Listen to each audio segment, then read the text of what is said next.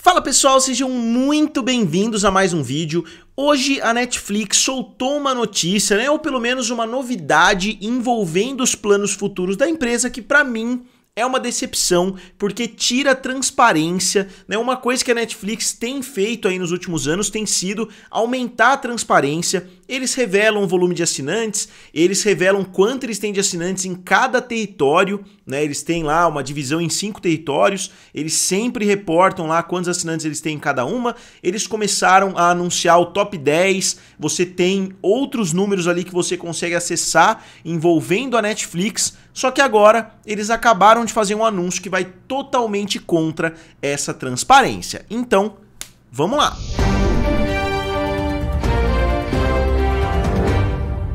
Então pessoal, eu sou o Felipe aqui do canal Guerra dos Streamings, também lá do canal F. Tá ficando cada vez mais óbvio, né, que a era de ouro dos streamings já acabou. A gente viu, né, uma qualidade melhor, preços baixos, um volume gigantesco, né, de investimentos, séries novas chegando, isso na Netflix e também nos seus grandes concorrentes, só que parece que chegou lá em cima e começou a cair, né, não só em termos de volume, né, muitas empresas já estão reduzindo os investimentos nos serviços de streaming. A Netflix, inclusive, né, anunciou o fim do compartilhamento de senhas, então muitos benefícios que os espectadores tinham, hoje eles não têm mais, e agora a Netflix acabou de anunciar que eles não vão reportar mais o volume de assinantes que eles têm. Isso é uma coisa que faz muito tempo que eu abordo aqui no canal, eu acompanho sempre o volume de assinantes, seja da Netflix, seja do Disney Plus, seja do Max e assim por diante. E o pior dessa notícia é que tudo que a Netflix faz, os outros estão ali do lado, né, igual o Mr. Bean, colando para saber o que eles vão fazer daqui a pouco. Então eu espero que daqui a um ano, ou daqui a um ano e meio, ou até mais cedo do que isso, os outros serviços de streaming parem também de reportar o volume de assinantes, né? Eles querem reportar agora lucro e etc. e não focar mais no volume de assinantes, o que vai totalmente no sentido do que eu tenho falado há bastante tempo, que o volume do nível de assinantes está chegando num ponto de saturação. A Netflix teve um crescimento muito grande nos últimos trimestres, mas eles podem ter identificado que daqui a 1 ou 2 trimestres isso vai acabar, ou pelo menos que a taxa, né, de crescimento vai diminuir bastante. Então eles já podem estar se antecipando, né? E já anunciaram que eles vão parar de reportar esses números. Eles reportam esses números hoje normalmente nas earning calls, né, que são as ligações com os acionistas que a Netflix faz através de vídeos. Eles reportam também numa carta aos acionistas, né, na Letter to Shareholders, como eu vou mostrar aqui para vocês. Você consegue acessar o crescimento. Eu sempre faço gráficos aqui para mostrar para vocês o crescimento da Netflix, vou colocar até aqui na tela para vocês darem uma olhadinha. E vale a gente lembrar que nos serviços de streaming, pelo menos por enquanto, a gente ainda não tem o que tem na televisão, por exemplo, que já no dia seguinte você tem lá os dados. Aqui no Brasil é Cantar Ibope, lá nos Estados Unidos é a Nielsen, né, são empresas que fazem essas análises. Aí você tem no dia seguinte ou 2 dias depois, sei lá o período exato, mas você tem lá quanto cada canal teve de audiência, quanto, né, cada programa teve de audiência e assim por diante. Os serviços de streaming ainda não têm esse nível de transparência. Já existem métricas nesse sentido, né? A própria Nielsen já tem métricas nesse sentido lá nos Estados Unidos e assim por diante. Só que eu acho que o volume de assinantes sempre foi uma métrica muito legal de analisar, sempre foi uma coisa que os acionistas responderam bastante. Se numa earnings call eles anunciam que perderam milhões de assinantes, normalmente as ações despencam. Se eles anunciam que cresceram 10 milhões de assinantes, as ações normalmente aumentam, né? Então eu acredito que isso vai fazer falta nessas earnings calls. Então aqui a notícia de hoje do The Hollywood Reporter, né? Ó, como vocês podem ver, 18 de abril, notícia a 1h19, Netflix deixará de fornecer números de assinantes em 2025, marcando o fim de uma era na guerra dos streamings. Exatamente, né? O meu posicionamento também.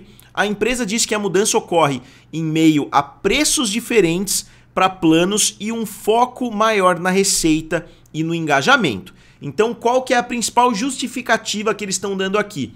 Tem planos tão variados agora que não dá para a gente analisar de forma tão objetiva. Antigamente a Netflix tinha menos planos, hoje tem uma diversidade tão grande que eles vão focar no engajamento, principalmente porque o engajamento é o que importa para propagandas, né? É o que importa pros anúncios. Então, para manter as empresas satisfeitas, eles têm que focar cada vez mais no engajamento e não só, né, no que eles têm de assinantes.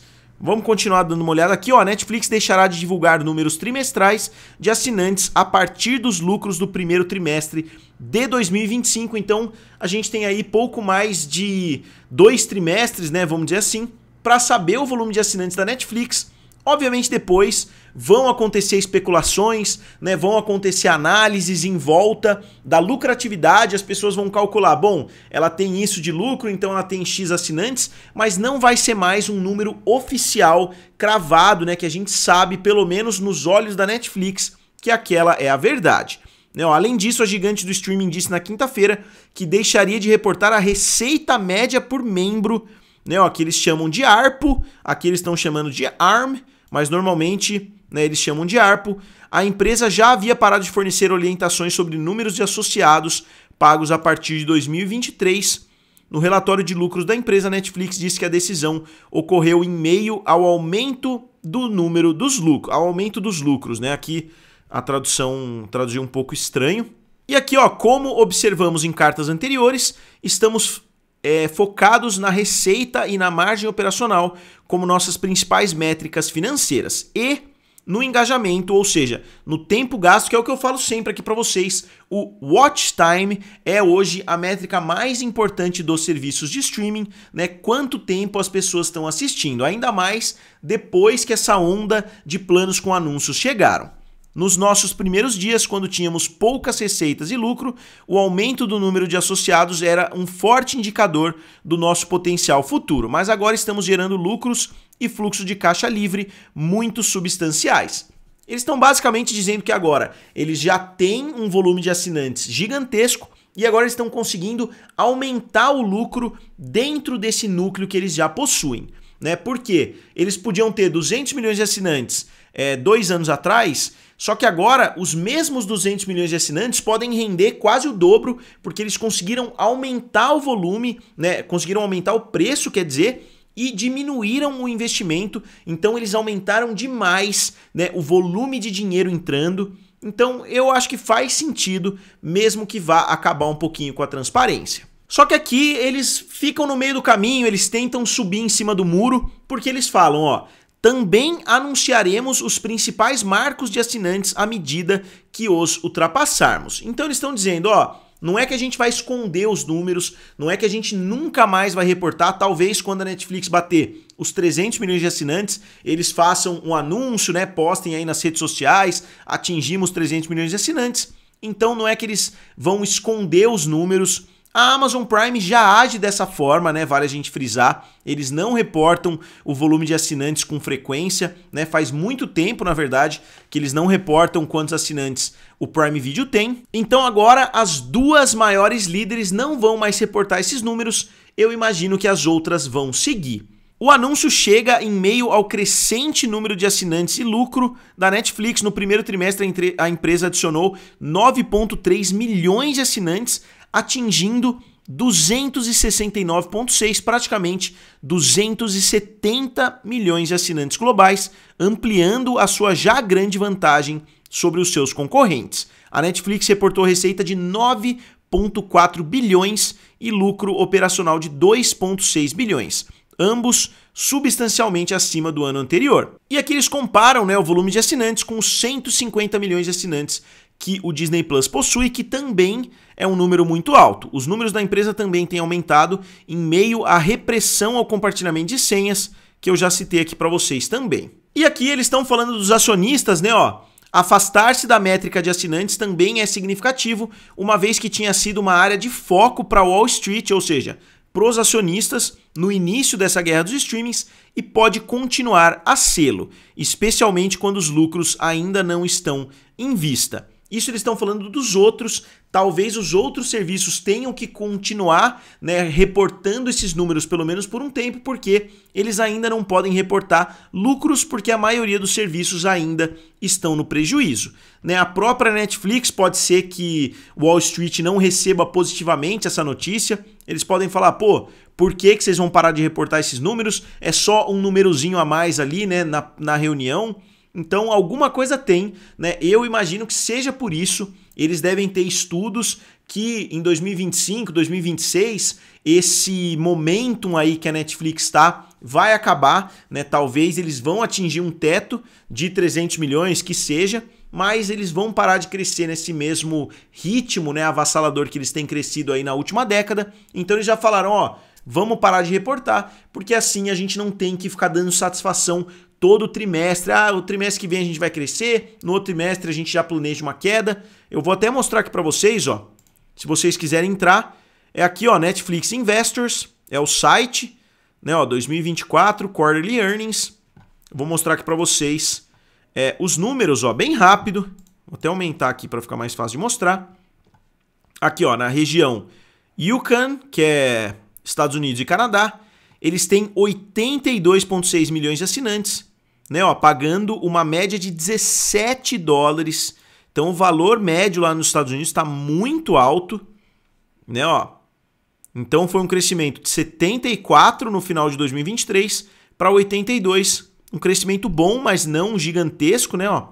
Enquanto na Europa e Oriente Médio foi de 77 para 91, então um crescimento muito bom, mantendo, né, o preço, então continuou aí com 10 dólares.